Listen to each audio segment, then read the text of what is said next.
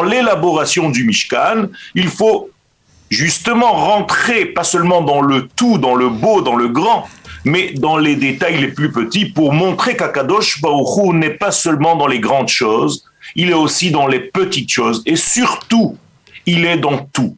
Et donc, il faut, dans l'infiniment grand comme dans l'infiniment petit, dévoiler l'absolu, béni soit-il.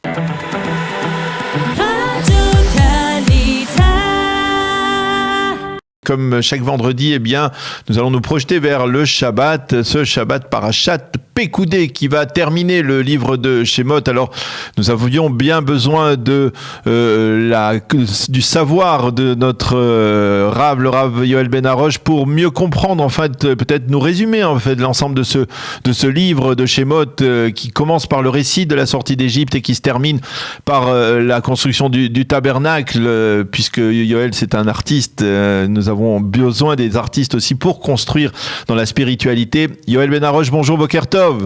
Boker Tov à vous tous et merci de m'accueillir une fois de plus dans votre émission. Alors voilà, je le disais à l'instant, les artistes ont beaucoup d'importance. On parle dans la paracha de la semaine de Betzalel et on parle de Aholiav, les deux architectes, hein, les deux artistes qui ont forgé ce tabernacle, ce Mishkan.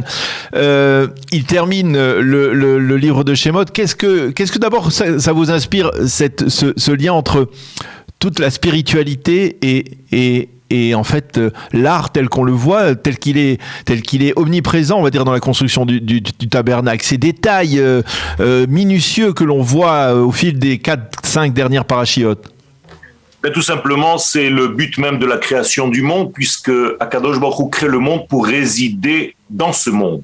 Et donc, il y a une évolution, on va dire, du haut vers le bas pour descendre, donc se dévoiler en fait, dans le monde matériel de la création elle-même. Et cette descente se fait par étapes. Il faut d'abord trouver le peuple qui va être porteur du message divin. Et donc ça, c'est la sortie d'Égypte. On va montrer qui est le porteur de ce message. Une fois que ce porteur de message est là, cet interlocuteur de Dieu est là, il faut lui donner en fait le message en question. Ça, c'est le don de la Torah. Mais étant donné que le don de la Torah est passager et qu'il est en réalité dans un épisode, j'allais dire très court, il faut que cette résidence divine reste d'une manière stable et continuelle.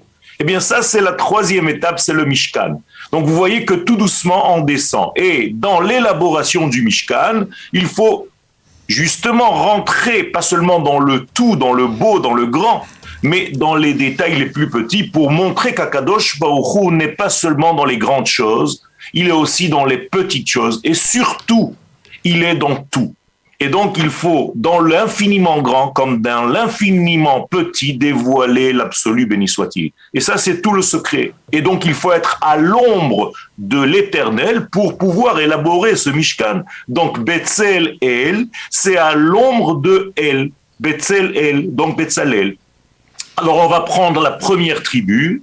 Betzalel vient de la première tribu Yehuda, et on va prendre à côté de lui Aholiav, qui est de la dernière tribu, celle de Dan. Et donc, on va faire une parenthèse pour montrer qu'Akadosh Baruch Hu réside dans l'ensemble du peuple d'Israël pour diffuser cette lumière au monde entier.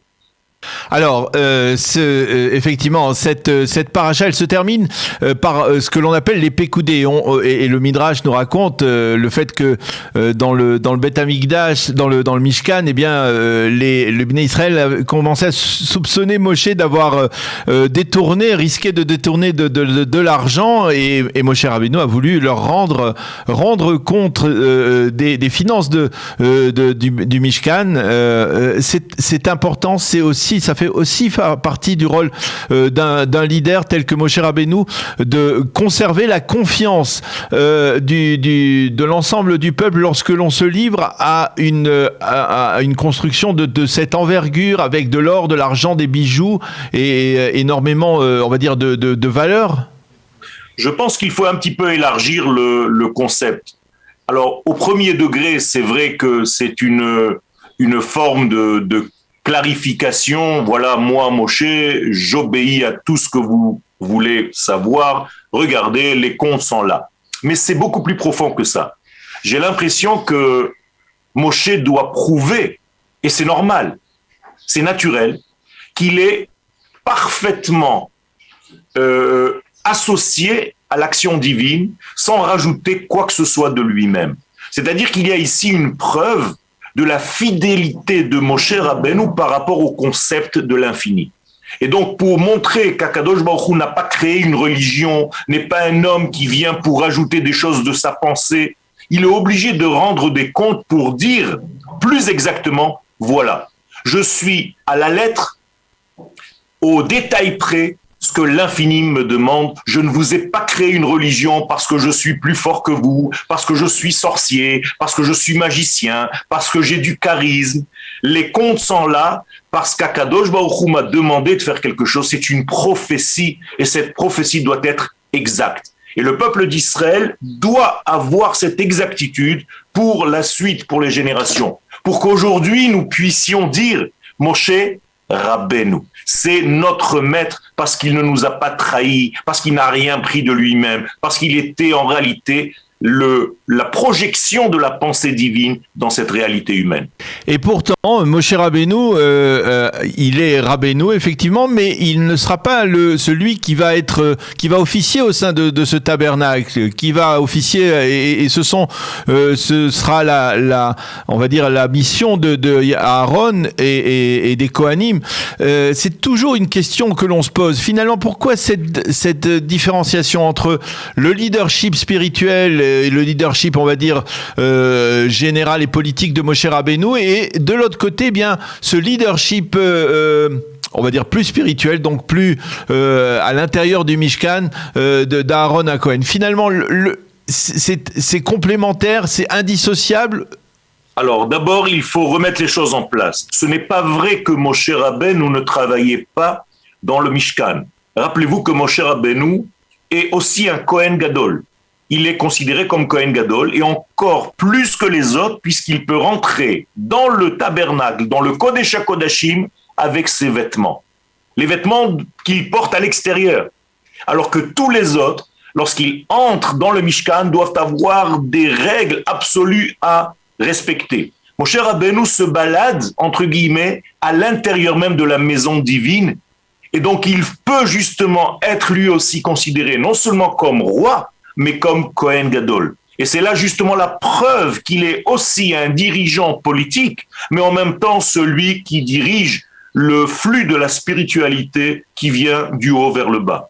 Alors, de facto, c'est Aaron et ses enfants qui travaillent dans le Mishkan, mais les sages nous racontent que Moshe Rabbeinu avait la possibilité d'y entrer et d'en sortir et de faire ce qu'il voulait parce qu'il était complètement fidèle aux actions divines dans ce monde. Justement de Moshe et de Aaron, de leur rôle respectif, parce que la fin du Sefer de Shemot va nous projeter vers le livre de Dvarim, de Vaïkra, qui est le Sefer à Kohanim, justement, dans lequel on va rentrer un peu plus dans les détails de ce qui se passe à l'intérieur du Beth Amikdash, du Mishkan. Pourquoi tellement d'importance? Pourquoi le judaïsme accorde tant d'importance à tout ce qui est lié à Touma, Tahara, pureté, impureté, Kohanim, des halachot qui se répercutent jusqu'à nos jours? Je voudrais dire qu'il y a en fait ici une mise en relief d'un sujet qui a été malheureusement oublié et qui, jusqu'à nos jours, est un tout petit peu mis de côté. On considère la sainteté du temps. Le Shabbat, les fêtes. On considère la sainteté de l'homme, les Kohanim, les Lévi'im, chacun selon son niveau et son rôle à jouer. Mais on a une tendance à oublier la sainteté du lieu.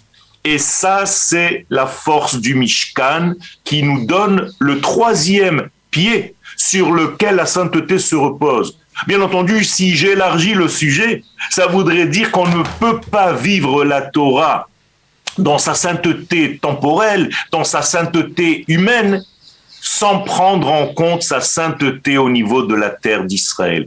Et c'est le Mishkan qui représente en fait cette terre d'Israël en mouvement jusqu'à ce que le Mishkan arrive réellement à sa place finale, initiale et qui termine l'histoire, c'est-à-dire le Beth Amikdash à Jérusalem. Alors, cette sainteté n'est pas seulement au niveau humain et temporel, elle est précisément aussi dans le lieu. Et ça, c'est le troisième élément qui manquait jusqu'à maintenant, parce qu'on avait l'impression que le judaïsme était une religion qui planait, qui était au niveau de l'homme avec sa sainteté, au niveau du temps. Et là, ce troisième élément pénètre dans notre histoire, j'allais dire presque brutalement, pour nous montrer, attention, ne continuez pas à faire votre judaïsme en dehors de l'espace. Ce n'est pas que du temps et des hommes. Eh bien, Rav Yoel Ben Arosh, merci beaucoup d'avoir été avec nous ce matin en cette veille de Shabbat Parashat Pekoudé. Merci d'avoir été avec nous. Bonne journée. Chodesh Tov, puisque nous sommes à l'entrée du mois de Hadar, et on va dire peut-être un petit mot. Peut-être on peut pas se quitter sans dire un mot sur le mois de Hadar. C'est la même chose. En fait, on est dans la même construction, puisque Hadar, si on le découpe en deux, ça veut dire Aleph, c'est l'absolu béni soit-il, la lettre Aleph qui est muette, qui vient trouver Dar, une maison, Dira. Donc le Aleph Dar, c'est l'infini qui se marie, qui revient et qui se dévoile dans le fini. Eh bien voilà, de manière tout à fait impromptue, vous nous avez très clairement défini l'importance de ce mois et c'est d'ailleurs la source de la Simcha. C'est pour ça qu'il y a Simcha, parce qu'il y a conjugaison du ciel et de la terre. Eh bien voilà, merci beaucoup Rav Yoel Ben Arosh pour tous ces enseignements ce matin. Bonne journée, Shabbat Shalom et Chodesh Tov à vous et à toute votre famille. Merci d'avoir été avec nous ce matin. Bonne journée. Shalom, shalom, toda.